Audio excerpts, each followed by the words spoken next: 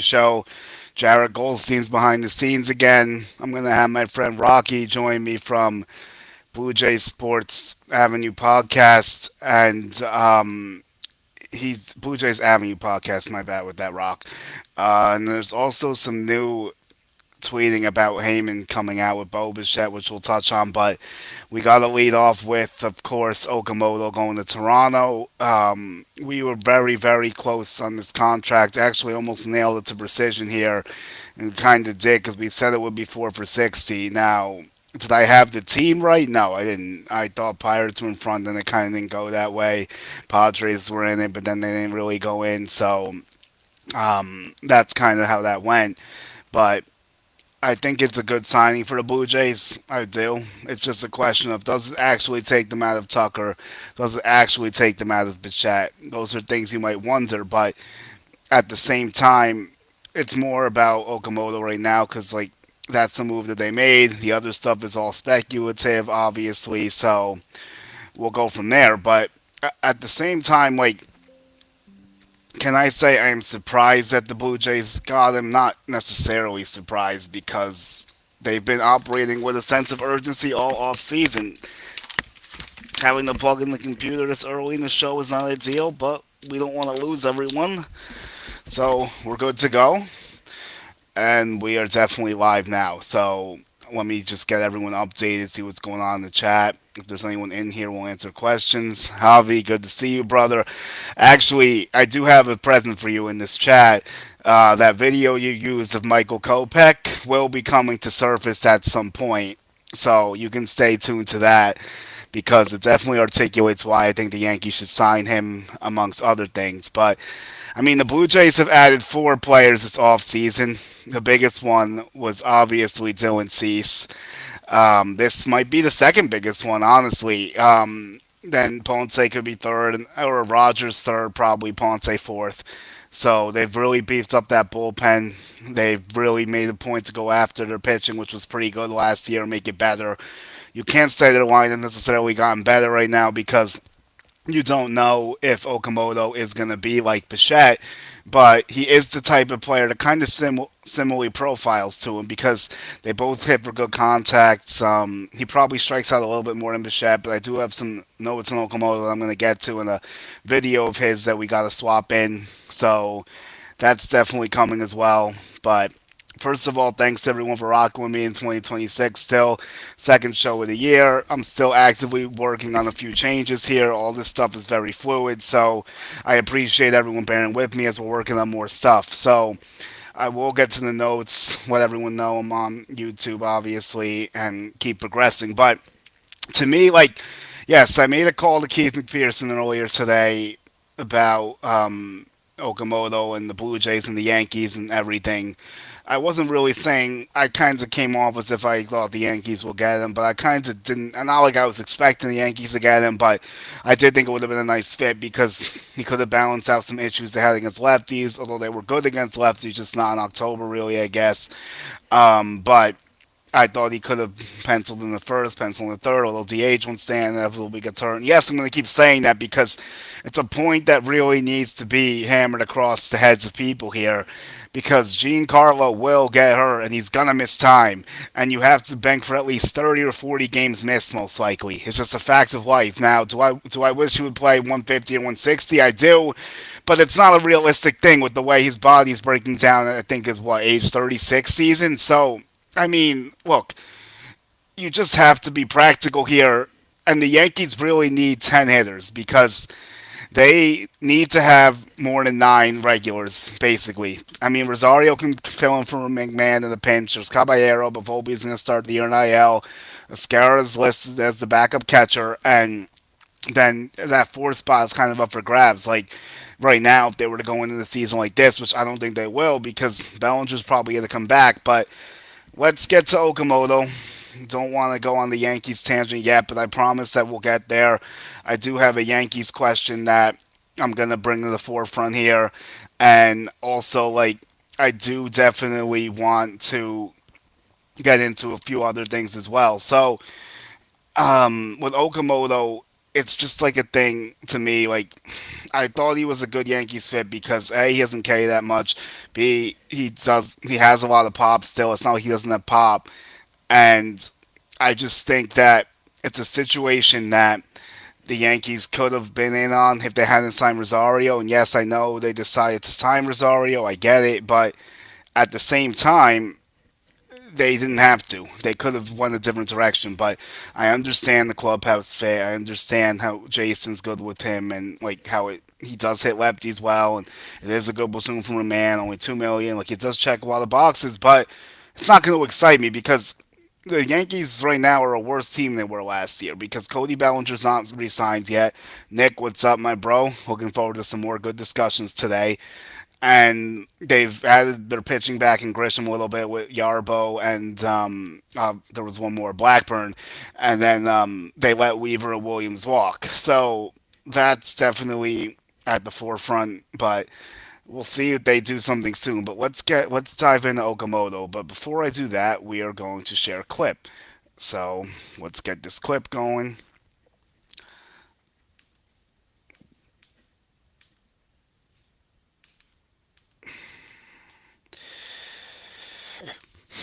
Yeah, bear with me for a second here. This is not how I wanted this to go, but this is him.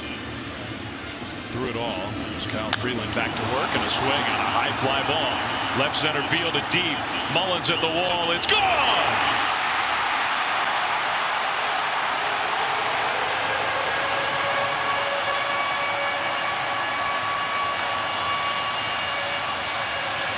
Okomoto. Oh, no surprise. Yeah, so the reason why I wanted to reference that clip is because it was in the WBC. It was a lefty, and I'm sure he crushes lefties, and I'm probably looking into more of that stuff in a second. It was just a big moment. That home run ended up being the game-winning homer in essence because Japan beat USA 2-1. I mean 3-2, and that was their third and final run of the day. So if he doesn't hit that home run, then you don't know what else would have happened there. Maybe it's a 2-2 tie. Maybe it goes to extras. Like, I don't know, but at the same time, like, it's just a thing that like it should have been. I mean the U. I mean should have been a bigger deal than it was because honestly, I just think he's an underappreciated player. I think 4 for 60 is a good value point for him. Like we were talking on the show last time, he was projected for around like 1.8 WAR, so or 1.6, which is right around the 15 million. So Okamoto's K rate last year was just 11%, which I like. He's never had above 21%, which I like. He's played for 8 seasons or so, and his walk rate was actually identical to strikeout rate last year, which is a rare thing nowadays. So I did like that. So here's some pros on him: elite power, consistent run production. Yup. He has a good eye, obviously, like we talked about with the OBP and the strikeouts. He can adjust when pitchers attack him differently. He's not a one-year wonder. We've seen him do it a few times. We saw him do it in the big stage in WBC. The things that are on the downside of him is he could be a little bit streaky. He can go and swing and miss more when he looks for homers. His value does depend on his bat because his defense is not like elite. It's not as rough as Murakami's. It could be serviceable, but it's not a tool that's going to carry him basically. And they do question how his power might play against top end velocity, but remember that Shohei Otani had these questions too, and look how we answered those. Same thing with Murakami too, so we're gonna see. He has a high floor, way higher than Murakami's. He has shown leadership like in the WBC and stuff like that. Now we'll just have to see how much of that travels outside of Japan. Um, yeah, like we said, save for the Murakami. His value is built on repeatable skills that he can show up with, like controlling the zone, like I mentioned. He has less cold stretches than Murakami would, so the profile's a little cleaner. Murakami has the loud bang bang tools, like he could be that big power bat MVP, but he could also be like god awful and not hit anything. So and only hit a few homers and not good enough average or on base to justify it. So it makes sense that Okamoto will get a longer deal. So we basically hit the nail on the head with that 4 for 60. We were maybe 5 for 75 was the max.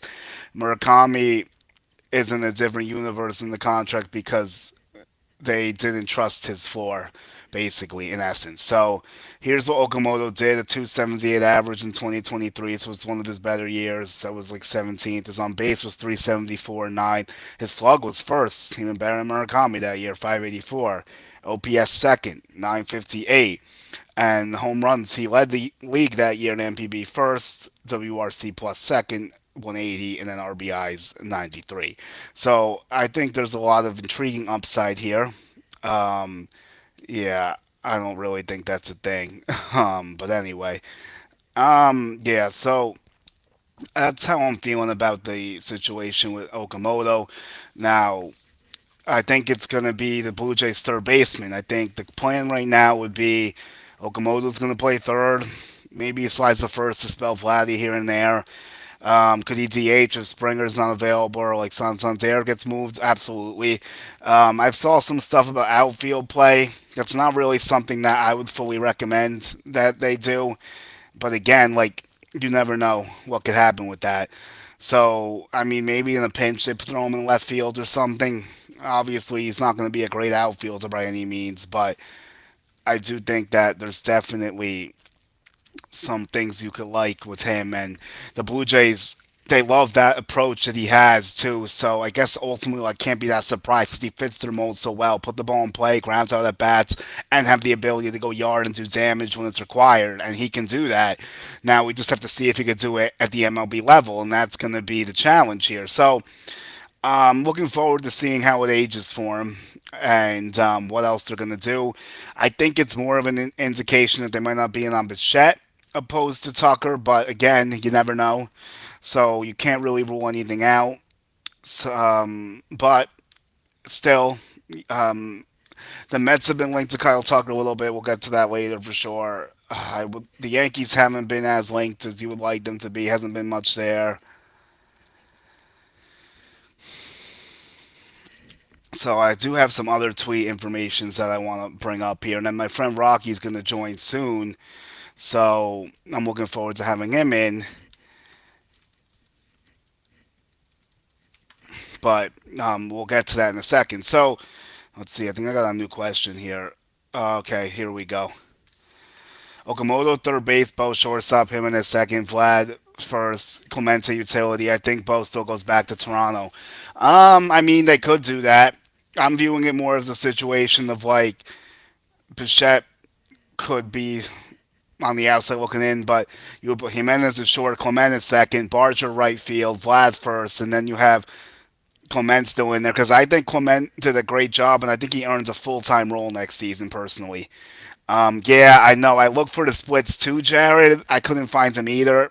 I don't know if the MBB stuff would have it. If not, don't worry about it. I checked Fangraphs, nothing was there. You know how the information is, especially when it's not U.S. players. So it is what it is, but that one clip I showed was a good example of him crushing a lefty. Yes, it's Kyle Freeland, and I know, but again, he was still pitching in a big spot, and he delivered, and he didn't miss that thing. That thing was a country mile, like that was left center deep. Like when that Marlins Park is not a pitcher's park, and that went flying. So I would say we project. I think the projection showed like 18 homers and like 55 RBIs last time when we were going over him. So if he's with Toronto, I'll give him 20 bombs and like at least 70 RBIs, like maybe a 270 average OPS, like 775, 800 range if all goes well. Maybe like a two WAR player, 2.5 if he really maxes out.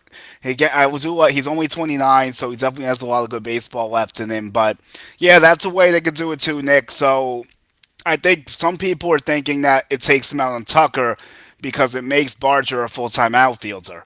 And if you make Barger a full time outfielder, you obviously have Varsho in center, and that's not getting moved.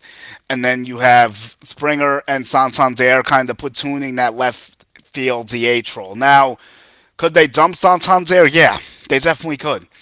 Would that be tough for them to do? Absolutely. Would they eat some money to do it? I'm sure they would if it meant bringing in Kyle Tucker, but I also heard that Tucker might not want Toronto. So that's interesting, though.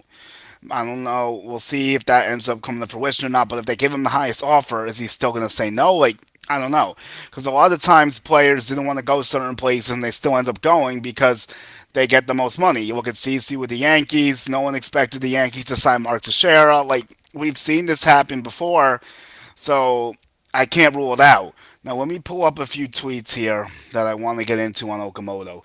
This is my buddy who covers international baseball with us at World Baseball Network, and he's watched him more than I have. So I'm gonna lean into what he says here and go with that. So this is Jeff Duda. He does good work in the international landscape. Let me make this a little bit better. Hold on.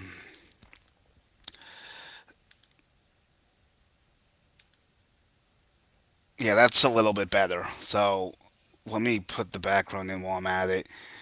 So that should probably be smaller. But okay, so outside of Otani, this is what he says. Jeff Duda, International Baseball 24. Shoot him a follow on X if you want.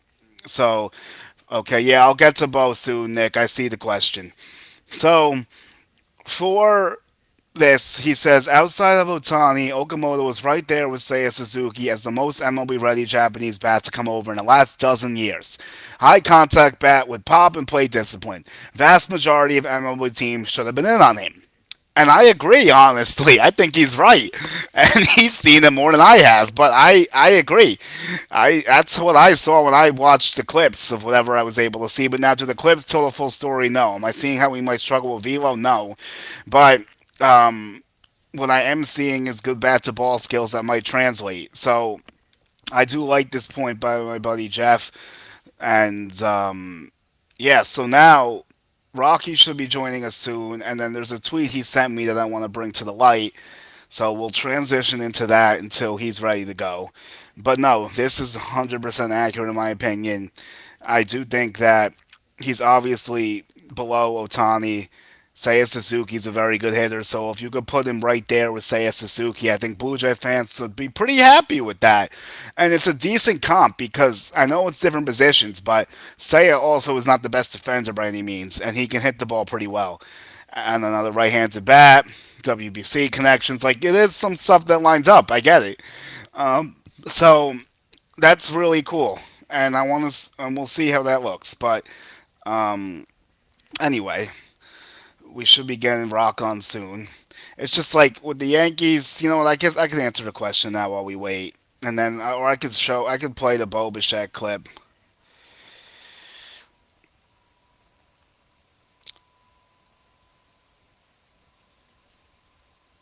So I could just play the clip. Let's do it. Why not? Let's have some fun here. All right. So here goes nothing.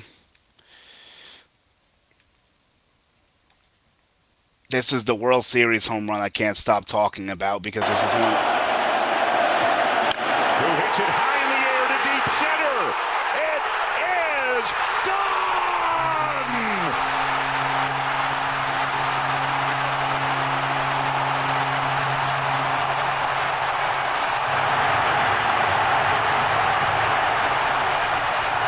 Bo Bichette jumps all over the first pitch that he sees, and it is madness right now here at the Rogers Center.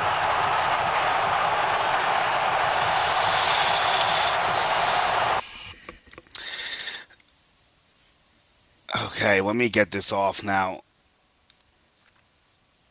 When do I think Cody resigns? I would have to say within a week or so because it's just like at this point, what else needs to happen? The Yankees offer is there. They probably won't move too much off it. Boris is way too high in the sky, still asking for way too much, and no other team's coming close with. He doesn't have a market outside the Yankees, honestly. Like the Dodgers is all speculation. Would they actually do it on like a 4-year high AAV deal? I don't know. I mean, they had the player.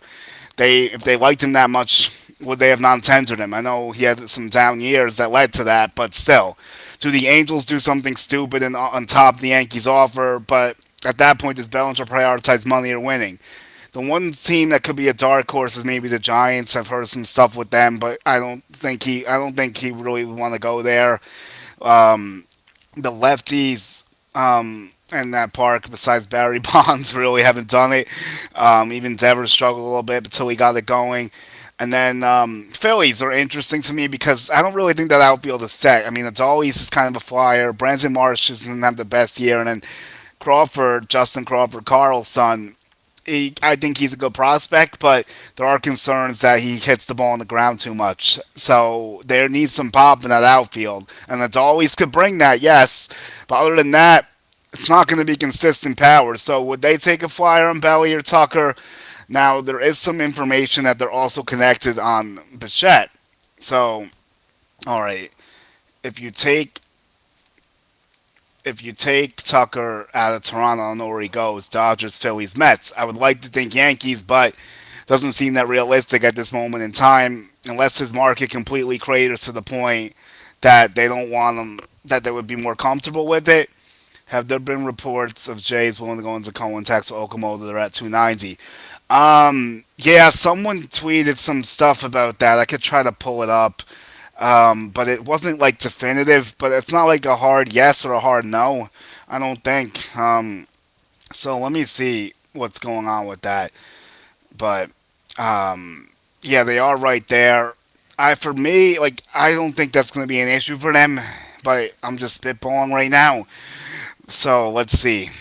I'll go on Twitter and find that stuff because it is important. Obviously, it's okay. For MLB, I think Bo is an upgrade offensively, but goes against the defense the Yankees prioritized recently. That's true.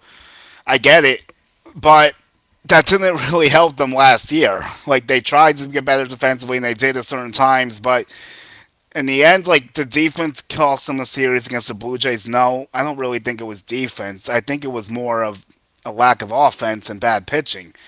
All right, so let's hop up in here with Heyman. It's okay.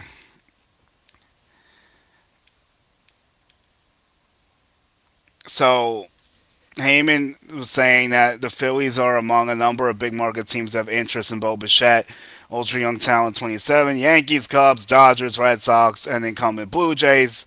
Bichette's the only player to hit 300 versus fastballs, breaking balls, and also changeups and splits. Oh, well, that last part he worded makes me even more interested in Bichette because the Yankees had nobody that could hit a splitter last year.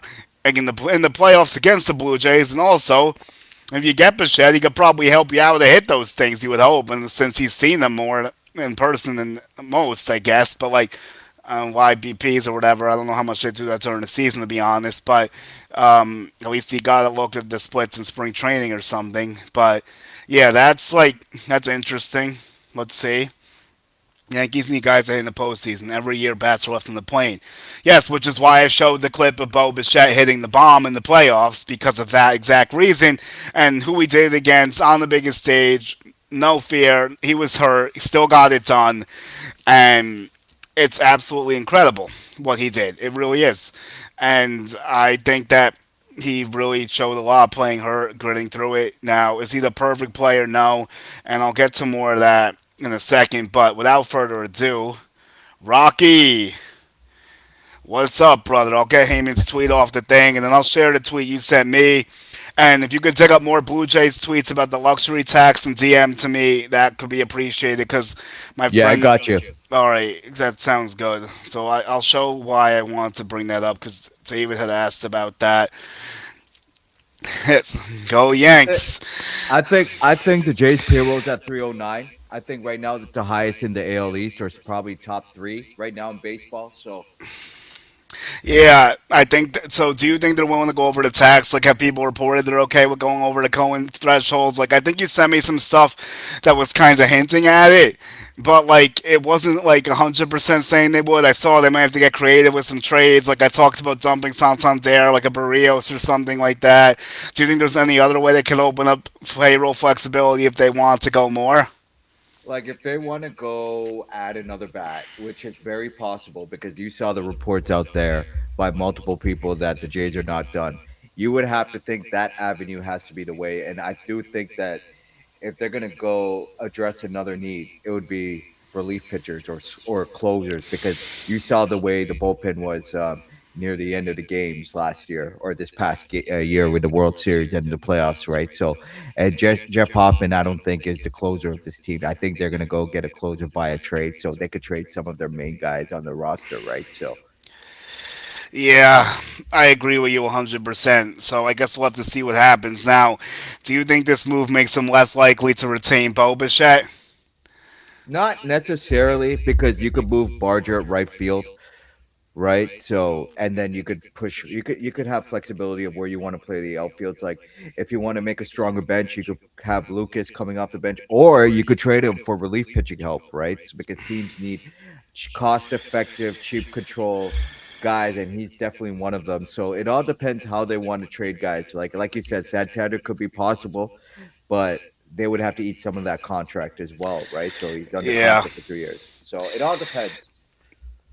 Thank But you, Nick. I appreciate you. Good luck to your Hawks. Thanks for hopping in as always. Sandy, thanks for hopping in as well. Yankees need to get busy. They've been sleeping all off season, and oh man, do we have a lot of stuff to get to with them. Now, could stealing Bo Bichette from the Blue Jays wake the Yankees off season up? Absolutely. Do I actually think it's going to happen? I don't know, but it would be funner than re-signing Bellinger to me.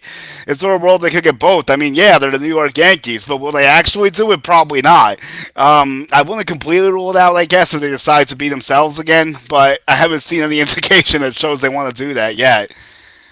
yeah, for sure. I mean, with the Yankees, it all depends what happens with Bellinger, right? It seems like that's their priority, right? Because he felt well, and you saw Aaron Judge saying like obviously he would recruit Bellinger back, but will it happen? I mean, they still stood for him of giving him a certain amount of years, but he wants more, like you told me about it, right? So it all depends Yeah. on what they want to give, right? So that he's the ripple effect of what the Yankees want to do. If they don't get Bellinger, I could see Bo, but he wants years, right? He wants a long term contract. I can't see Bo getting a short term deal, right? That's the other thing. Given the fact he's only 27, I think the potential is still high with the ceiling, and it also depends how many teams are willing to pay for a guy like him with his defense regressing and his sprint speed regressing too. So those are the pros and cons of what Bo's bat's great.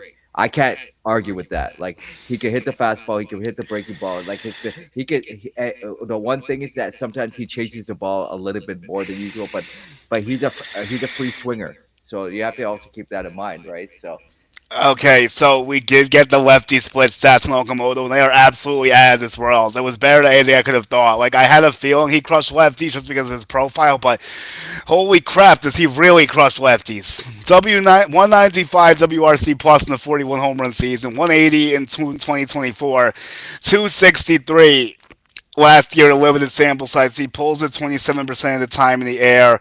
13% Ks are all elite marks in MPB since 2023. I mean, wow. I don't even know what to say to that, honestly. Like, that's ridiculous. yeah, I mean, with Okamoto, they needed some right-handed thumpers besides Springer and Vlad, right? That was a bit of a concern. So I think the signing kind of made sense. But the question is, where would he position him? Because what I saw is that with Okamoto, he's more defensively better at first base than at third base. Yes, So I think that's true. That is, I do believe that as well. right. So it all depends on how they want to position him. I don't know if he could play left field. I mean, they said that he Yeah, could play some outfield as well. I'm not fully buying that. Still, maybe I said that it's like in a pinch situation. Maybe I don't really see the left field play for him as much, but you never know. Crazier things have happened, so I'm not. You can't completely rule it out, I guess. All Yeah, right. I mean, it also depends on what else the Jays do. That's the thing. I don't think they're done by any means, right? So I don't think so either. I definitely don't think they're done at all. Even if they don't get Tucker or Bichette back for whatever weird reason, like I still think that they can end up doing stuff. So I would love Belly and Bo, but Quan and Belly changes everything. I don't see how you could put them both in the outfield though, because unless you're trading two outfielders there and you have to DH someone, I think he kind of means one or the other there. Maybe like Quan and or Bo. Like I'm trying to dissect that one, but all right, good question here. How's Bellinger holding up moves? Please explain. Well, the Yankees want to know what they're working with financially this offseason, and until they know his decision, they don't know how much wiggle room they have to spend. I don't know what number they've put, if they're going to go over the tax or not, but if they don't go, they kind of have to go over if they re-sign Bellinger. But the thing is, if they want to trade like a Dominguez or a Jones, they can't really do that without knowing Bellinger's status. So that could be holding up trade talks. I mean, they could be doing other stuff, they're just not. So maybe it's not just him. Maybe it's just not going to be him and not much else. But I think it's been clear that they're kind of waiting to see what's going to happen with him since they haven't done anything else. But they could have been doing other stuff. I think they should have been doing other stuff. There's some names coming off the board that they could have maybe gone, but they haven't lost the big fish yet, like the Tuckers or the Bichettes, or like the Freddie Peralta in the trade talks, or a Marlins pitcher, or even Mackenzie Gore on a lesser scale. Like all that stuff is still out there for them. And then I'm going to talk about some relief options, like a lot of people are bringing up Garrett Clevenger to trade with the Rays. I don't know if that how likely that is. A guy I reported interest in the winter meetings was Michael Kopech, so we'll Yeah. see. The problem is, Sandy, that I don't think that they want to go that high over the luxury tax, and they need to know exactly what their budget is because they're not going to spend with reckless abandon. Not that they shouldn't after being embarrassed and watch what the Blue Jays are doing, but this is the new reality. The Yankees just hope you're good enough to get into the playoffs, and in October's a crapshoot. You might get lucky. Well, that hasn't worked in 16 years, and I don't think that this current team is going to be the one to break that unless they do some stuff that we're not expecting. Now, if they added Bichette and Bellinger, I would feel way different about this conversation because then you're talking. Then you have a full lineup. You have 10 plus hitters in that situation, and that's more formidable than just bringing back Bellinger. Now, if you do Bichette, like I said, you could band-aid left with Hayes and Dominguez, and then like Hayes would help split some time against righties, against lefties, actually not righties there. But like, I would want to see Dominguez get some full run to see what the Yankees have in him because they're only tanking his trade value if they did want to move him, and they're not helping his confidence by like pulling, starting like defensive replacements. Like, is he the best defender? No, but like, could he get better? Yeah, he's only a young kid still. I want to see what year two looks like with the Martian fully playing, or as close to fully playing as we can get. Spencer Jones is definitely a big question mark and a controversial topic. Now, I would. So I think the good news here is that the Bellinger solution kind of seems to be coming to a head to me. I think he might be the first of the big guys to sign now, opposed to Kyle Tucker, because Tucker seems like he's nowhere close to getting what he wants. I don't know where the Blue Jays are with him. I don't know where his desire to go there is. I don't know like who else is in there. I know the Mets have checked in. I don't know if David Stearns is going to want to break the bank again for another outfielder, although it kind of makes sense because they need a big bat. They don't have a big guy to protect Soto right now, really, because Lindor goes ahead of him.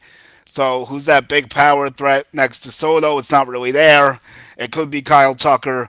They can look at Bellinger, but I don't think Bellinger's really Mets going to be a Met. I think the most likely outcome is probably them re-signing him, and then you have to hope they get involved with Bo Bichette and figure out some pitching from there. That's really the only thing to do because once you re-sign Bellinger, your outfield's full. There's no more Tucker talk, even though that's very minimal right now. So I think that's the best reason to explain why he's holding the best ways I could explain to why he's holding up other moves. Like from an outside perspective, Rocky, do you agree that Bellinger's holding up the Yankees off season? To a certain degree, yes, because it seems like there's only a selective amount of teams that would be in on him. Like, how many teams would be in? I mean, the Dodgers have checked in on him, but it's not like they're going to give him a long-term deal or anything. The Mets, they haven't shown the willingness to give beyond a certain amount of years. If you look at the way their off seasons, but they gave Devin Williams 3 years. They acquired Marcus Simeon, who had 3 years, and they signed Luke Weaver for 2 years. I don't feel like they're going to give no more than 4 or 5 years. I just don't It because they doesn't need look to like start. it. Yeah. No, they need a starting pitcher too, the Mets, right? So that's another issue. And I do think the only way, and I said it when you were in our pod on the Sports Avenue Twisted in our latest episode, that I think the trade route would probably be the likely scenario for the Mets to upgrade. Yeah, I think that seems relevant. Like Luis Roberts, a guy for them. Yeah. I mean, could they try Hayes too? I feel like one of the Yankees or Mets might end up with Hayes, depending what happens with Bellinger. I wouldn't rule that out.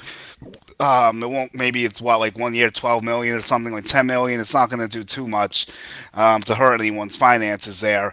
So reports Yeah. came out that they didn't want to go plus 5 years with Pete and Edwin. He's right on that. Yeah, no, we agree. They don't really want to go high term with anyone. Like, would they try to squeeze in Valdez for 2 years? I mean, maybe, but I just want to see some other information here. But he did bring up some good points about Okamoto that I want to share with everyone. Okamoto had he also kills good. He also does good against righties as well. 170 WRC plus in 2023, 152 in 2024, and 186 in 2025. So, yeah, Okamoto is looks like a great hitter over there. We'll see how it translates. Are you excited about the move? Like, how do you feel about it? I have to see what else they do. I mean, this is a very aggressive Blue Jays front office. If you look at the way they've been operating this offseason, Yeah, if you look at Dylan Cease, like how many people have reported Cease to the Jays? Like no one. literally no one. I had zero Tyler, clue. I was told that Pete Fairbanks had a mutual interest of coming to Toronto because he played in Tampa, and you know Toronto's facilities are close to Tampa, so it made sense. He goes to the Marlins, right? I mean, they ended up signing Tyler Rogers, which also was a Yes. shock to me. Like for that many years, and Cody Ponce, I mean, they seem like they felt comfortable with him. It's an unusual offseason this front office has been operating, and with Okamoto, I think he fits the profile with the less strikeouts. You know, he Yeah, doesn't I walk agree as with you. much. Yeah, and he does hit back to back. And I'm curious to see how he's going to work with David Popkins as a hitting coach because David Popkins internally has made this team better. Uh, Improving internally with like Ernie Clements was good last year, but he found different ways to Barger's become a really good player. So it depends how he works with, and I need to see what else the Jays need to do, in my opinion. So that's So the importance. Yeah. So this is interesting. It has them at 309, and I thought it was like 287. So I'm not sure if that was before the Okamoto deal and someone didn't count it properly. So now they're at 309 apparently per CBT, which is higher than the Yankees. So the Yankees have been passed in their own division in payroll as of now. We haven't seen that in a long time. So that's something new, and the Blue Jays are acting like how the Yankees used to. That's what's Yeah. taking place Yep. right now. And that's Yep. what people have to deal with, and it's not a great reality for the Yankees side of things, but it's the facts of what's going on right now. Could the Yankees change at all with a few phone calls if they were to somehow sign Bellinger, Bichette, or even sign Tucker and like trade for like Peralta or something? Sure. Do I expect that? Not really. But until it's over, you can never fully discount things, but they just don't seem to have that same hunger and desire the Blue Jays do, which is crazy because, I mean, the Jays were right there. They got the taste of it, so they want to get back there. The Yankees thought they were good. They weren't as good as what they thought they were. They aren't as good as they think they are, and they think that they could just run it back, re-sign Bellinger, do a couple patchwork moves. That's going to be good enough. Yeah, it might be good enough to get them to the playoffs, but it's not good enough to win a World Series, and that's what people should care about. And they're just not doing enough to make you feel good about their chances of going back to the World Series or even somehow getting past the Dodgers if it is them again and winning it. But yeah, so let's get into some more Bichette stuff. Reports came out. Oh wait, no, he already said that. Sorry. I have a logic about what you're talking about the Yankees, but talk about the Bichette stuff, and then Okay, I have all my right. thoughts of what I think they're gonna do. Okay. Right? All right. Maybe it's something better than I'm thinking right now. I mean, yes, I like the kids in the system, and I think they do have some good talents down there. But I also want assurances. I want short things. I want I don't want to leave doubt to injuries and when depth gets tested again. Okay, so the last time the Blue Jays had the highest payroll in the AL East was when they repeated in '92 and '93. What do you know? They just went to the World Series last year with a high payroll, not higher than the Yankees, but pretty high, and now they are higher than the Yankees. So could they go back to the World Series again? It might be possible. So yeah, it might be, but let's go to that Bichette talk because I thought I would get to that sooner, but here we are. So Bichette did get an additional team at the Phillies, which we mentioned with Heyman. The Red Sox were interesting to me. If they miss out on Bregman, I could kind of see the fit. The Cubs, I doubt it. I just don't really think they're that serious in this high marketplace still. Until I see something differently, I don't really see the Cubs signing Bichette or Bregman. Now, the Yankees should. Will they? I don't know.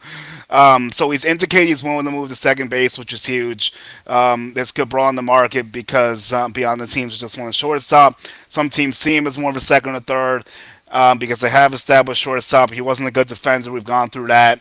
And he doesn't have great career numbers on defense. A position change could be beneficial, and I do agree with this because it can also bring positive defense to a contending team while having a strong star level production. If you can make him an average second baseman per se, his value increases compared to being a below average shortstop in theory.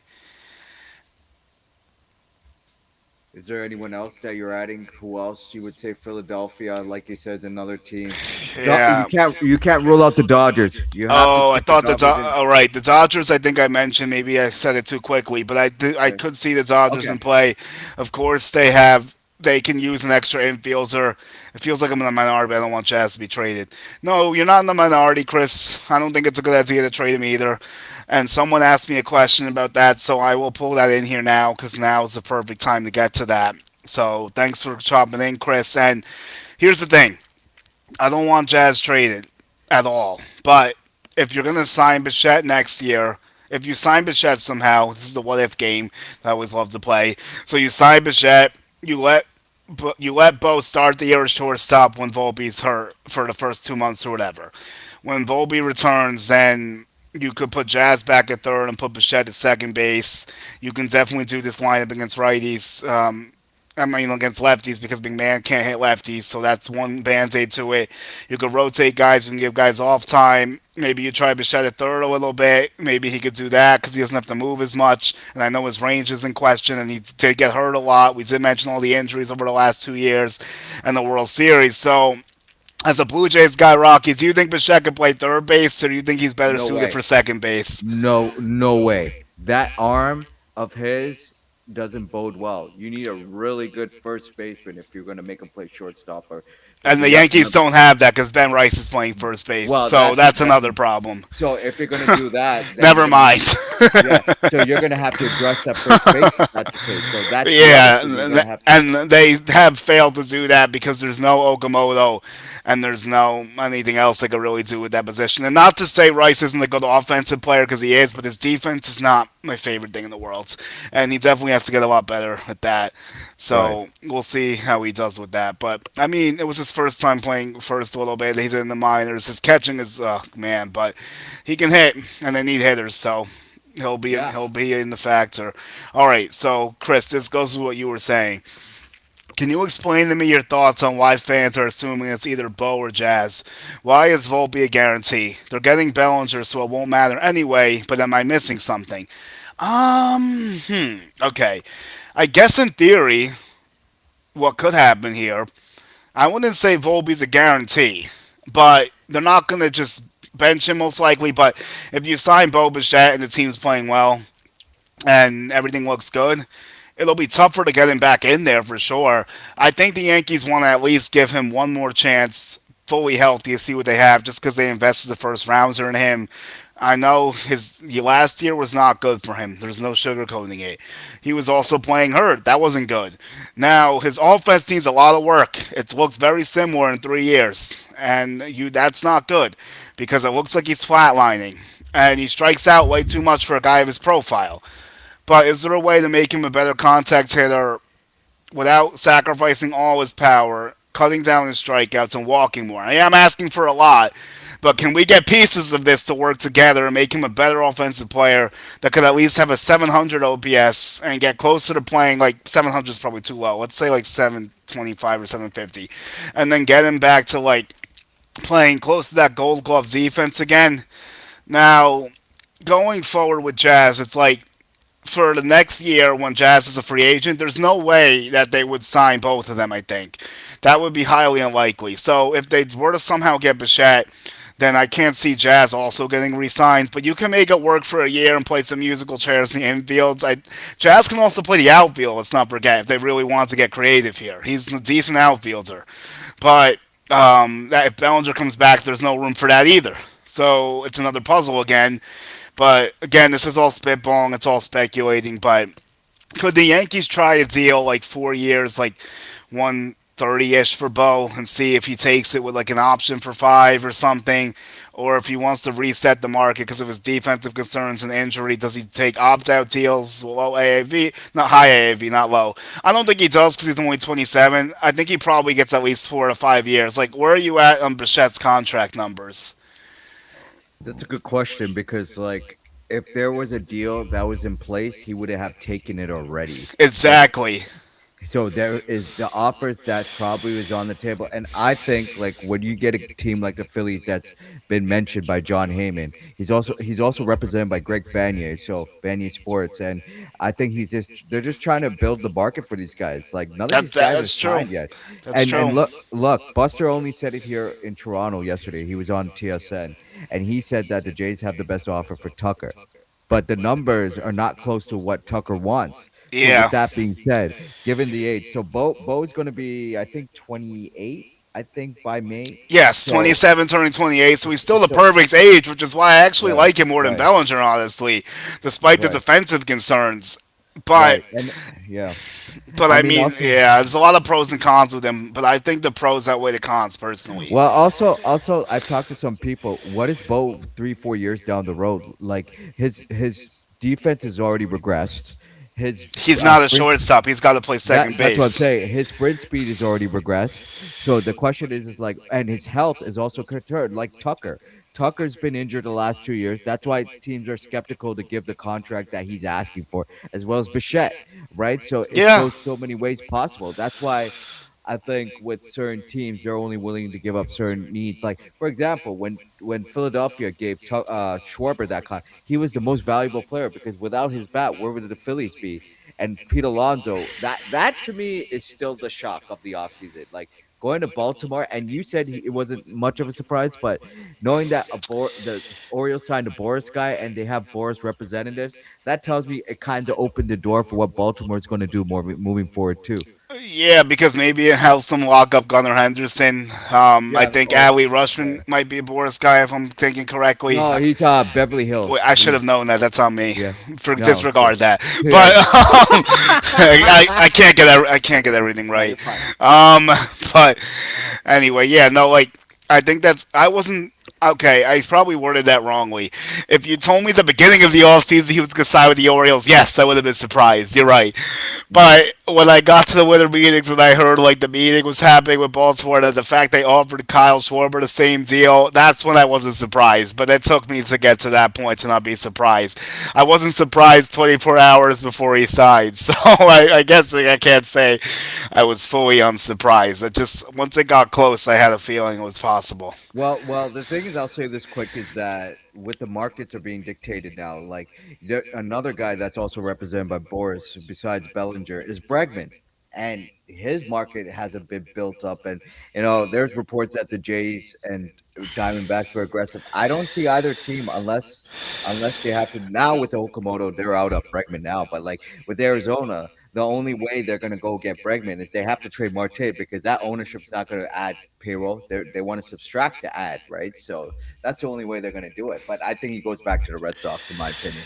Yeah, we could dissect Bregman's market a little bit, and I think we both heard some similar stuff, like based on what's being reported by Cattell Marte, the trade appears unlikely, and that's the domino effects of collapsing Arizona, Bregman, and then that bringing him back to Boston, because we don't think the Cubs are serious for Alex Bregman at all. Both of us agree with that.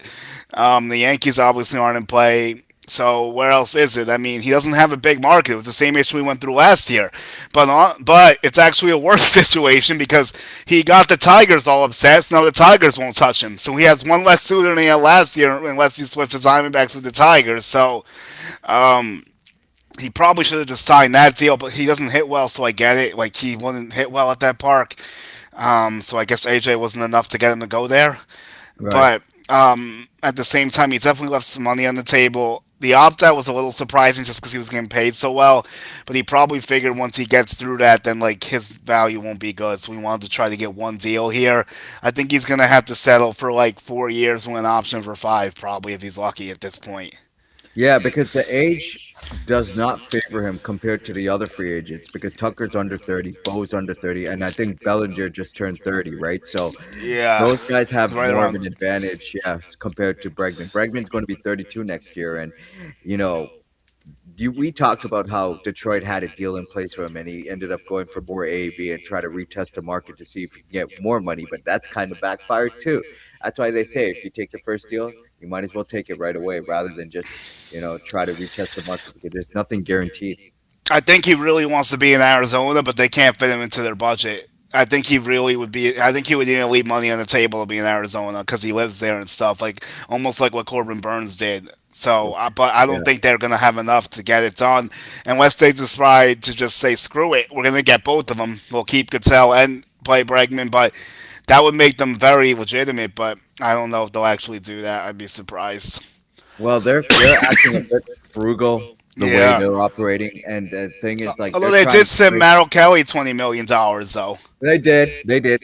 And I think Corbin Burns is going to be out most of this year, right? He won't be back till probably August, September, the earliest. You would have to think so. But they have Zach Gallen, who's a free agent. I don't think he'd bring him back. So Probably they kind not. of filled that. Yeah. So I think they kind of filled that need. Like, what is the rotation looking like at this point? Like, are they like legitimate contenders? Because I feel like they need to keep Marte and sign Bregman. Then that lengthens that lineup more further, right? But I would Yeah, I wouldn't sleep on Bellinger in Arizona because what I was told that interesting. he lives in Arizona as well, and he's also. I mean, Boris clients. I mean, for him living in Arizona, it seems like geographically also makes sense. But Bellinger wants a years, right? That's the only thing. Yeah, I don't know where the Yankees are at right now. I feel like it has to be a four for an option for five still. Again, it's kind of similar to Bregman, just because like the roller coaster of Bellinger's career. So like I was gonna say something into that category of Kyle Tucker. A scary thought just entered my mind. I mean, what if the Blue Jays don't get close enough and he just says, "Screw it, I'm going to go to LA. I'm going to take high AAV for a few years with some options, and then try this thing again next year." Like how? Imagine he does that, and then they three-peat going into the lockout and he opts out. What a mess that would create. Well, this is the pro, and this is the thing, right? Because I can't rule it out, unfortunately. He's still you not can't. signed, and the Well, Dodgers have interest, so that is a possibility. You cannot throw well, that possibility away, or for Bichette either. Honestly, like you mentioned before. right. See, but the question about Tucker, does he want to go through the Bregman route? Take the Yeah, I shorter don't know. term, and then I'm not sure. that's the other problem, right? So I there's don't no know if he guarantee. does. The only thing That's is the thing. like, what if he goes to LA, goes off and wins the World Series and resets his Well, that value? well, Then he that's can that's get way more than like what he's dealing with right now. Because he didn't have a good year with the Cubs. That's another problem. He was hurt. He wasn't his typical self. A lot of people questions a lot of things. So like he's definitely dealing with some questions long term about how he can age and how he can perform and stuff, and like based on the environments and stuff. Because like I think we could agree he's not a Juan Soto type. You could say he's elite in certain things, but he's not like an all-time player by any means. Like he's a very solid player. You could say he's borderline great, but he's not like a future Hall of Famer. Let's just put it that way. Well, the thing about Tucker is that defensively he's really good, right? When he and that's why I think Toronto's been linked to him so much because he fits the criteria of the way the Blue Jays are, right? Look at the way they are.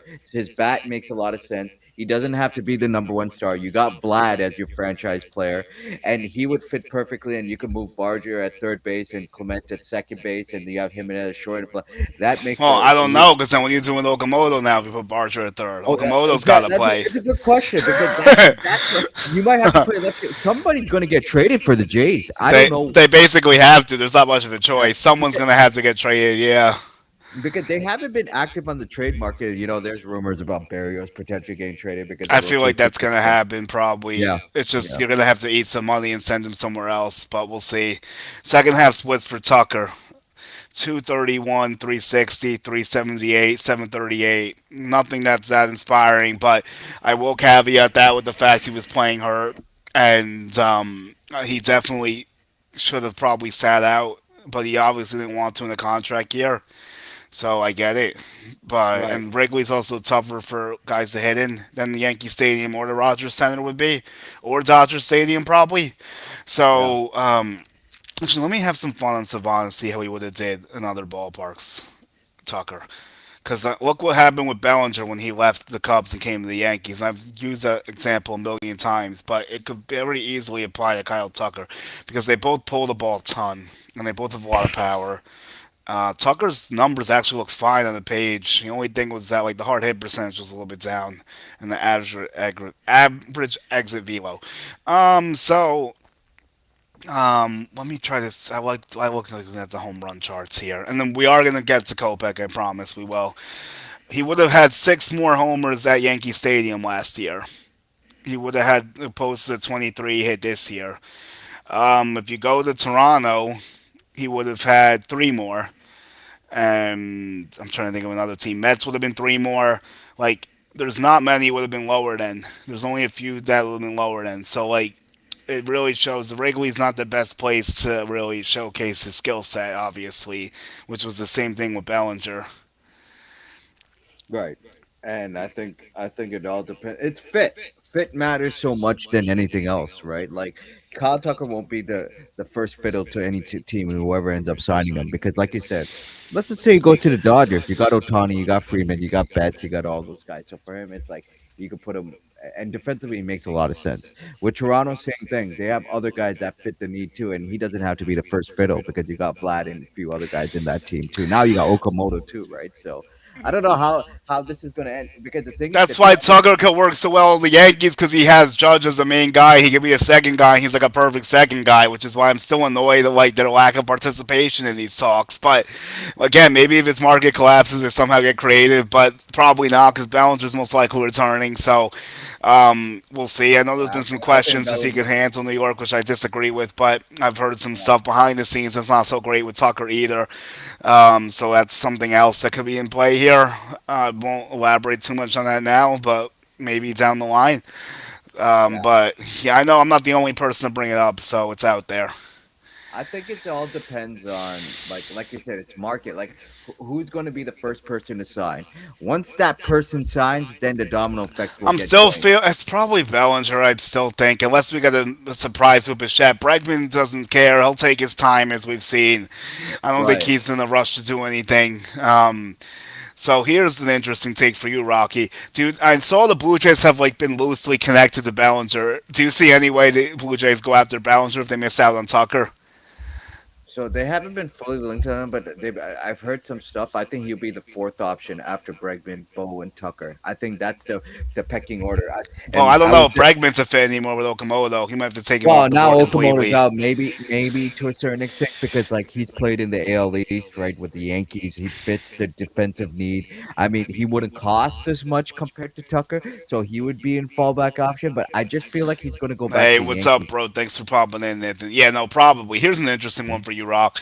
Could you see the Jays making a trade for Hader or Miller? Barger would be the odd man out. I was asked this question today about this. It's so funny that Interesting. so people wanted to ask me about this. So could they do it for the right price? Because like you said, you saw the closer of I don't think the closer of this team with the Blue Jays is here yet. And they could do Yeah, a so deal with who is it gonna be? Yeah. it could be Milwaukee with McGill. That's Oh, another that's an option. underrated one. That's Yeah, possible. Yeah, I they could got see it. so they got some guys in the minors like Because the Jonathan Brewers Clarkson. have Yeah, the Brewers have Uribe who could come in and play the closer's correct. role. Correct. So and Milwaukee is a pitching factory, so they'll find guys from the scraps and make them into players they want to do, right? So I could see that. I It's could not a see, bad idea. yeah, I could see the Marlins perhaps. Marlins need bats too, and the Jays have that, and they have guys in the system like a Penango. They got Jonathan Clase. They got Loperfido. They got RJ Shrek. They got guys who should be MLB ready. There's Yeah, no room for the these only guys. problem is that the Marlins don't have a closer to trade you because Hernandez got hurt. That would have been the guy to Right. get, but he's Right. hurt now. So Right. that's why they signed Fairbanks. But maybe you could get some good relievers from the Yeah, Marlins. you I'm could get sure they have a relievers few too. relievers they'd be willing to Right. move off. I don't think more starting pitching help because I think your rotation's full. But I So, guess you can never rule anything out so I with just this team. But I just got a text right now that Blue Jays are going full throttle on Tucker. So You could Okay. give or take. We'll see what All happens. right. So the Blue I'm not. Jays are still locked in at Kyle Tucker. We heard it here first. Yeah. So well, I don't know if they'll get him, but that I've been told. I mean, All I'm right. just a messenger. So Okay. You know what? We'll take it. yeah. We will absolutely take it. I want to check some Blue Jays Twitters to see like some news about their spending ideas here. All right. So they signed 277 million on the starting reliever. Yeah, we knew that already. They're going way past their previous high payroll. We knew that already. Could still see another bat. Okay, you know what? I'll share the banner tweet that you sent me before. I think that's what we need right now. Okay. Because he botched it, so I couldn't get the proper screenshot. So this time we will get one. I think that's like a good base for us here. Also, thanks again for everyone who's popped in, who's in now, who listens at all, who enjoys these, like doing them now. All right, here we go. All right. So I got to send you something from Cespedes Family Barbecue. He did say a reunion with Bo is possible and Tucker as well. So a lot of people are saying that the Jays are not done. So Let me. Okay, so let's say this: pitching was the priority. They signed 277 million on pitching and correct. 60 to Okamoto, going way Yeah. past the payroll. We got that.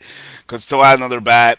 May take a subscription, which we also talked about with Santander or Barger or anything else, and then teams are in a spot to see if big bats costs fall into their valuation. Now, that means there's some wiggle room that someone else might outbid them. But if they're all in on Tucker and no one will outbid them, I think there's more wiggle room to get outbid on Bo Bichette since you added to the crowded infields already. I feel like it doesn't affect Tucker as much as it affects Bichette personally. Well, it also depends on what they want to do with Barger too. He could That's be the. true. You have to see. Varsho has one more year left on his contract, so I don't know if they're going to extend him or they're gonna let it play it out, or he even gets traded because there's teams who are in need for center. The Jays have enough guys in the system that can play center field too with their Yeah, core. Okay, but I'm gonna stop you. I don't think it makes sense to trade an elite defensive center fielder like Varsho that's for the the type of thing. team No, you no, have. no, no. You're not wrong. I don't think they do it personally. Now, do they let him walk in free agency at the end? Yeah, that's possible. But I feel like at least for this version of the team, like it probably makes more sense to keep him because you have some questionable defensive fits. So it probably makes more sense to keep an elite center fielder. Yeah. So, that's the thing. The Jays do value defense. You're not wrong about that. And he's no longer with Boris. He's with ISC. Oh, okay, okay. So there's a chance they could extend him. But like you said, so many things have to happen with this team to try to improve and trade. But like they have so many positional players in the system they could trade away if they choose to, right? So it all depends how they want to be active. And also with the Okamoto signing, is it deferred or is it going to be directly 15 million a year? That's the other question you need to know, right? I So think it's all straight up from what we've heard so far. Like I don't think there's no opt outs. It seems like a straight deal so far, unless there's new information that I don't know. But so far, it looks like a straight 4 for 60.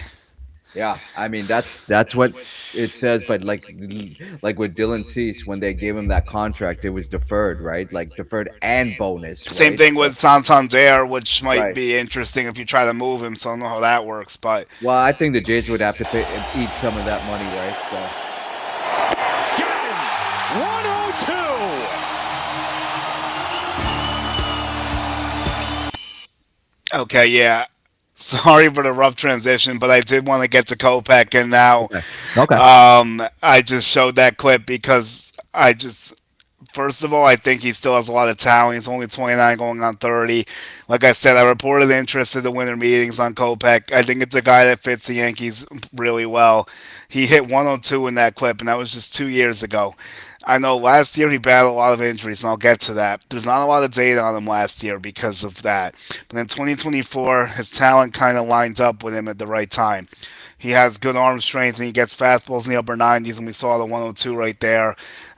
Makes hitters feel rushed when he comes to the game sometimes. Yeah, he does kind of pitch a little quick, I've noticed, which is good for him. But, like, the Dodgers simplified his job and let him go into the high leverage instead of making him like the closer or like stretching him out. He was confident and aggressive. He trusted the fastball and he attacked hitters, even like Aaron Judge. When I spoke with him, he said he wasn't worried about facing him because he has to have the mentality of being the best to be the best. Otherwise, he'll get eaten alive out there. So he was a huge stabilizer for them in 2024 when they won the World Series. They need the velocity in the Yankees bullpen. They don't have it. His K per nine would help too, and he had a lot of double digit K per nine rates, and he doesn't need to put the ball in play to get outs, and that's valuable because a lot of the Yankee relievers can't miss the bats. He did have a big walk problem that he kind of cleans up a little bit.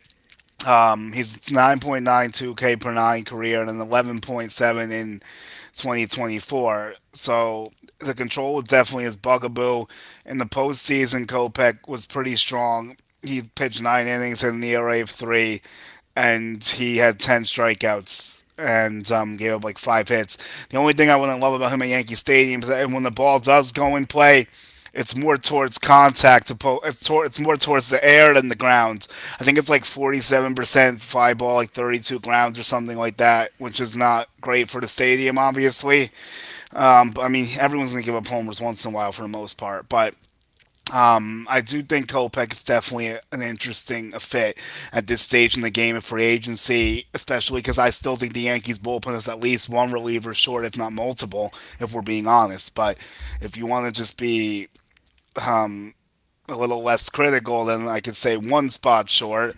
Now, in 2024, his fastball velo ranked 98 percentile, his K rate was 93 percentile, his whiff was 92, his extension was 86. So, as the notes were saying, like that's why hitters feel rushed because the ball's coming on them quick, even quicker than it might appear, which is dangerous when the guy's throwing that quick.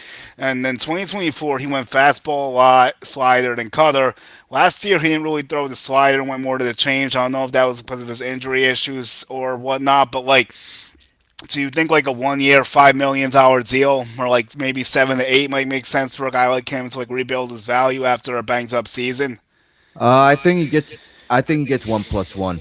I think he Oh, wants to okay. establish because a lot of these guys are getting 1+1 deals. Right? If he wants to Oh, reestablish okay. his value, because really, we have to remember relievers are always volatile. Right? You have to That's keep what I that in mind. mean. Yeah. And he's been injured last year, right? Throughout the most part, right? Like Yeah, you I'm saw trying to look up the Kir- injuries and Kir- stuff. Kirby Yates got a 1 year deal, right, with the Angels, which is a low key pickup. That's not a bad signing for them. I think And he could he's get you know 39 and Kopech's 29. So there's right, definitely right. a deal out there for Kopech, to your point. No, 100%. 1+1 makes a lot of sense because like you said, like a lot of these relievers already signed to these massive contracts. You saw Tyler Rogers, you saw Edwin Diaz, you saw They're all Devin gone, Williams. basically. They're all gone, and they were Robert Suarez, another one signed, right? Yeah.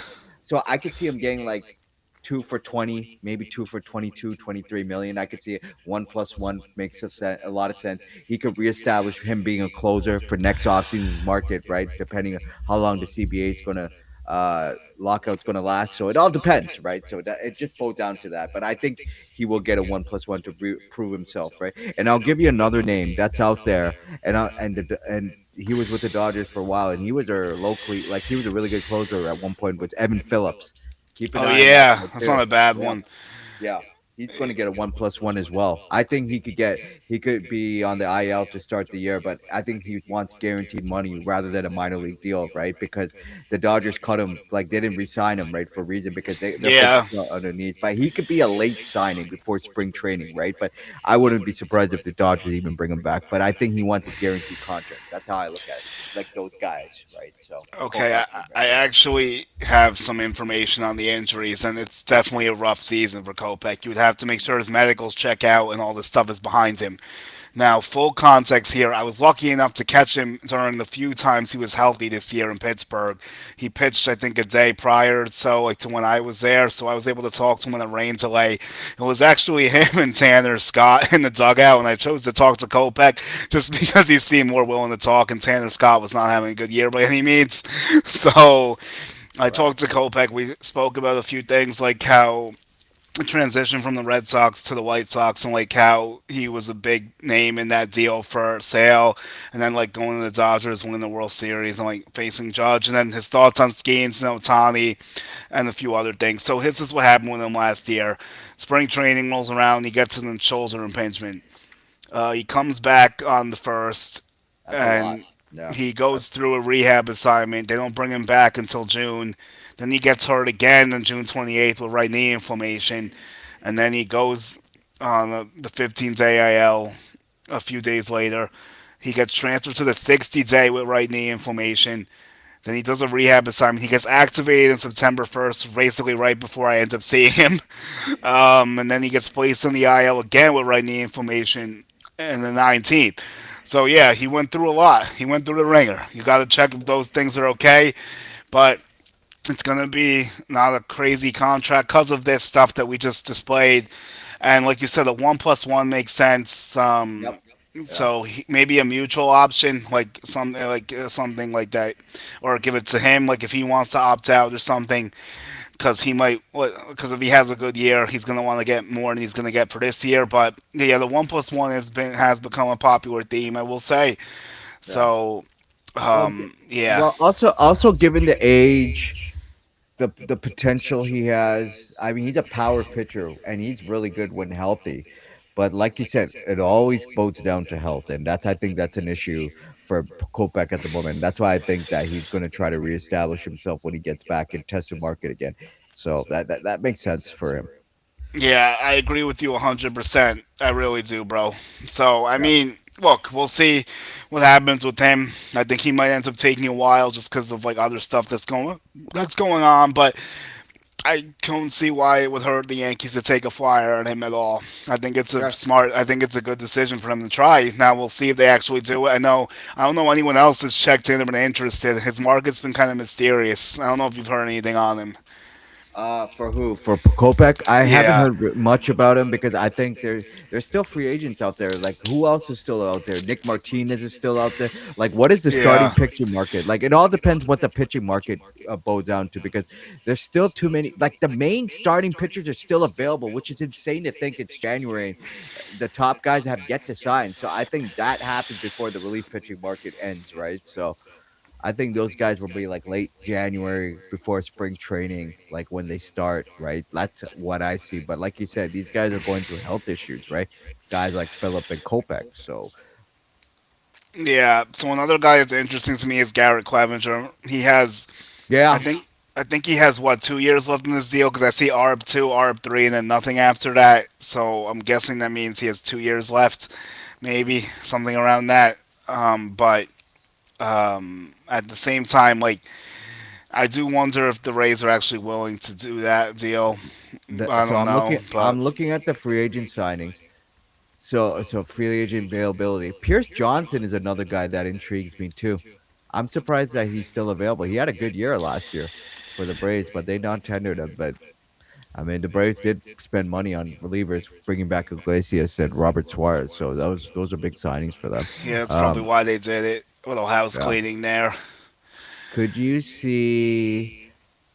I don't know. Like there's Loaiza, Seranti Dominguez is another guy too. But the I, problem about it I is keep his forgetting he's still out there. Good thing, thanks for bringing him back up. yeah, What yeah. do you So think the drawback is? well, the question is that like can he control his command because sometimes he could be erratic at times, right? Like his fastball is really powerful, but sometimes it gets out of control, and and he did pitch decently well, but they felt like Rogers was the bigger play because they got the Jays getting like Barlin. They have Braden Fisher now. They have what's his name, the left-handed pitcher. They just have Yeah, I mean, you guys don't really need him per se. You're looking no, for like they just a need a closer at closer. this Yeah, point, and they that's need a not and closer. that's not him. So I get why you guys might not bring him back. I think He, it's through a trade market they go get a closer, the Jays. I think that's the avenue, depending who they're going to give up, right? So yeah, let me put up Dominguez quick. I just looked at some numbers. I'll tell you what I okay, think. And then Mason Fleury, that's what the Jays have too. So I take Brandon Woodruff. Clevenger too, but we'll end with him, I, I I like guess.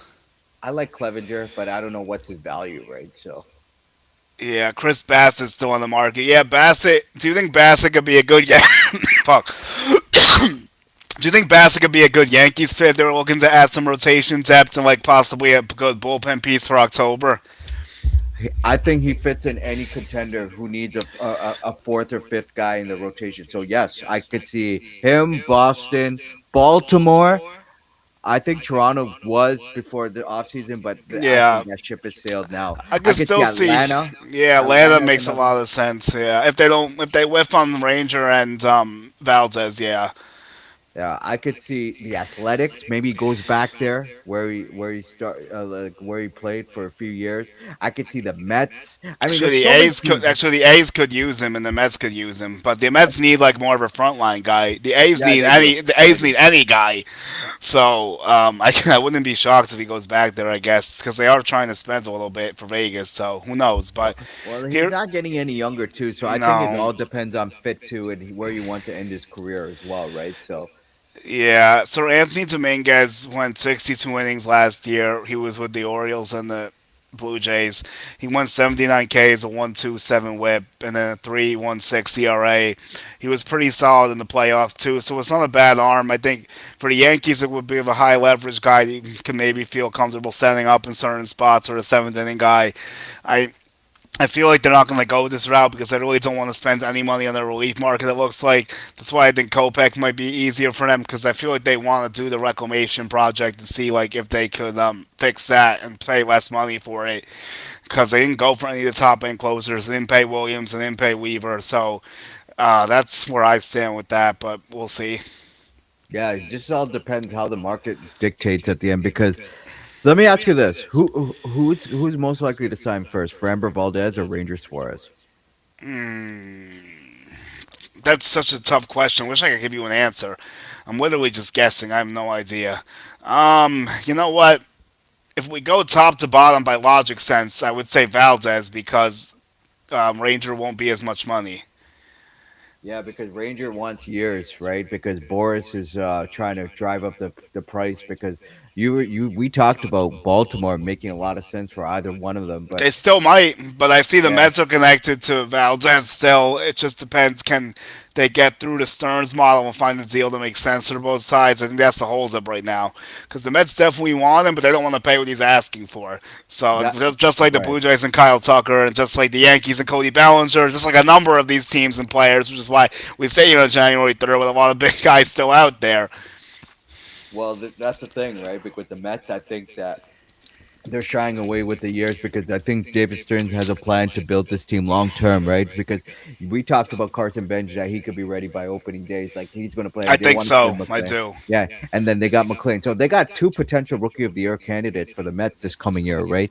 Then you got Jonah Tong. He probably starts in the minors, but you can't give him up for a guy who just got a cup of coffee in the majors. And Brandon Sprout could be an interesting guy, but he could be a trade chip for any upgrade they need to go get, whether it's a starting pitcher or a bat. I would trade him personally if I had a Yeah, choice. They gotta trade someone. They can't keep everyone. I don't know right. what his value looks like, but he did show enough that you can like put him in a package. I guess. I just think like I still think Tong has more to untap. I mean, Sprout does Yeah, too, but there's a lot of reliever risk with Sprout. That's the yeah. thing. Like I don't know how that's gonna go, but he did start okay last year. McLean's obviously the crown jewel. You wonder if they would have called him up sooner, would they have had that collapse? They might not have. So maybe they should have did that sooner. But Right. that's a discussion for another day, I Another guess. day. Yeah, because like you're not gonna like teams are not willing to trade top assets. Like let's just say, for example, Kentel Marte and Mason Miller. They're asking for your top guys right now, guys. Like teams are not gonna do it. Like they're not like the Jays are not gonna trade your Savage, especially what he did last year. They're not trading. Mets are not trading McKenzie, not McKenzie, sorry, Noah McLean, or you guys won't trade Cam Schiller because he has 6 years of control cost. He could be a future frontline starter for the Yankees once Cole, Freed, and those guys start regressing down the road. And what you just said is the reason why Tariq Skubal's probably not getting traded because no one wants to give Yeah, I up don't any of think those so. necessary pieces that it would No, take to get him. Like the I names you agree. just mentioned are the names it would take to get him, and no one's willing to take the chance he doesn't sign with them again and give up an ace. So Right, I and think he that's all. stays in Detroit still to get off topic, but Yeah, but yeah, so we'll see. So here's Garrett Clevenger. He was pretty elite last year. It might have been his best season ever, actually, because look at the B WAR compared to his career. It was a two close to a two B WAR. Hit a 2.35, 82 Ks in 61 innings and 67 games. So if they could get him, it would cost a little bit. Obviously, you're looking at some starting pitching prospects, maybe a bat in the system or something. So I want to see some savant stuff with Clevenger because like I've heard his name a bunch, so I'm really interested to see like how the stuff looks behind the hood a little bit because I know a lot of people in Yankee land are interested in him. Clevenger would be a sneaky pickup for any team that wants to add him in the offseason. He played against for the Rays. He was really good for the Rays. The Jays, every time the Jays faced him, they had no answer for him. So I mean, but they're the Rays, right? They love to develop pitching. They do so well on that. Well, I do like some of the stuff I see here. I guess I could share it. So, I mean, he has the fastball that averages. Actually, it's not a fastball. Well, it is a fastball. Sorry. 97 on the fastball average. He has a sinker that's 96.3. He has a sweeper, a cutter, and a slider, but the cutter is not really a factor. It's more slide, sink, four seam, little sweeper here and there. But there is a lot of stuff I like, and this does look like some Rays devil magic here that they developed again. Absolutely. So we'll have to see. Sometimes when they leave the Rays, they're not quite as good. That's something you got to be wary of. Like some people are worried about Pete Fairbanks leaving the Rays, but Yeah. we'll see. I mean, I know he's dealt with a lot of injuries too.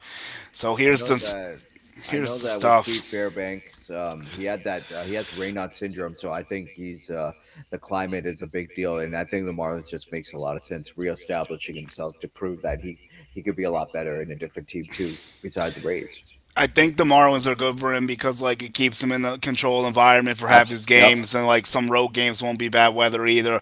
That's why I didn't really know if the Blue Jays. I mean, you guys have a dome, but you don't fully use it, obviously.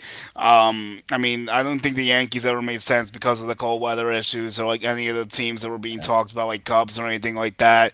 I mean, Dodgers made a lot of sense, but they did their move with Diaz. So here's some cool stuff for Clevenger. It's the pitch breakdowns on the right that I was talking about. On Yeah. the left, there's like a lot of good stuff. Like fastball velo is pretty good. His whiff percentage and K rate was very, very good.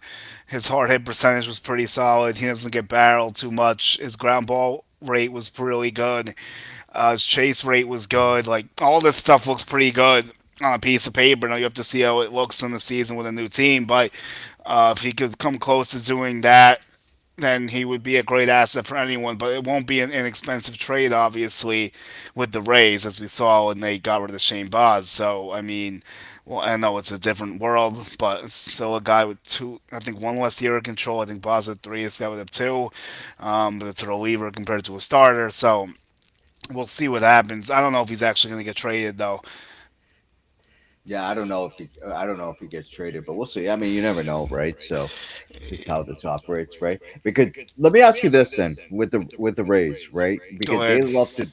they like to trade guys all the time, right? And you They saw do. there's some guy, and they traded Brandon Lau. The one that shocked me was Mason Miller going to the Pirates. That might be an interesting pickup for them. Uh, with this power left-handed pitching, and teams are in dire need for that. But do you think they could trade a Griffin Jacks later on, or they trade a McClanahan, who if he pitches well, could get traded, or Yandy Diaz? I don't think they're done. I don't think so. The Rays look incomplete to me because like I thought they tried to do this deal for Marte, but obviously that's gonna not be a thing right now. Probably No, they need to replace Brandon Lau somehow. I don't even know who the internal guy is to even play second base right now. I think they're having well, there is Carson Williams that can maybe slide over, I guess, but they or also need a Braden Taylor is shortstop, another year and away. then Yeah, and there's Taylor Walls who can go all over the Taylor place. Wall is another one. Yeah, yeah. I mean, they have Caminero, but they need someone else to back him up because I mean, Aranda's solid, but he's not like a huge power threat. But he does hit for a good average. I like Aranda. I They like need Aranda. someone that would pop, though. The Rays need a Yeah. bopper to back up Well, Caminero. right. That Josh Lowe has a lot of potential. He hasn't been healthy most of Yeah, last I year. still have some hopes for him as Yeah. well. I just have to see him put it together. I feel like it's a big year for him. Yeah.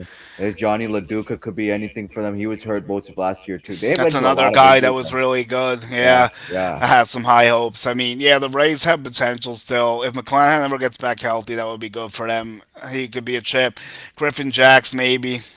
But Maybe. Yeah. but I think Jax is going to get rerouted at some point, knowing them. Right. He has it's 2 years of control. it's So possible, and he does have a yeah, lot of value. But I think yeah. I'm gonna wrap it up. So tell everyone your plugs, and then I'll give mine, and we'll get out of here. Well, once again, I appreciate you letting me in, being live, and have my insight and 2 cents. So, so we have two podcast accounts.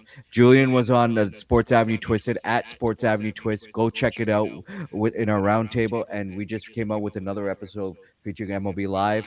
on the Blue Jays Avenue at BJAVEPOD, and we're also on Instagram with Blue Jays Avenue and Sports Avenue Twitter. And Rob, my co-host, has a Twitter account. It's Swales SWAILES underscore Robert. That's his account. Go follow him. Yes, absolutely. I give them my full endorsements. Check out all their podcasts and their accounts. Yeah, I appreciate that. Yeah, and for me, like I'm still gonna keep going with this show, and then whatever else comes across the board. Um, I would say like I don't know when the next one's gonna be because I do have a different podcast Tuesday. I got to see how that's gonna look, and there's not really much more news I'm gonna know about when deadline. So I'll probably do at least one or two other ones next week. At least one normal MLB off If season one. if the Jays do end up signing one of the guys, we might. I mean, things can happen. Well, I feel like it's going to happen within the next week or so. I don't think it's going to move Yeah, anytime like soon. if the Yankees re-sign Bellinger, obviously that's one. Like any That'll of be the a big other one. big Yeah, fishes, yeah, like it depends. I absolutely. just gotta see how it looks. But everyone knows what to do by now. I think if they don't subscribe to me on YouTube, you search my name, the Julian Gallardi Show. X is Julian Gallardi 1. Instagram is Julian Gallardi 11. TikTok, you search my name as well. Check out World Baseball Network and Latino Sports also. And I'll be back at some point soon. So Tuesday I have some type of I have a podcast with a cool guest, but I think it's going to be an edit and post at night type deal because the time they want to do it when isn't good for a live audience. So Right. I'm going to have to adjust off that.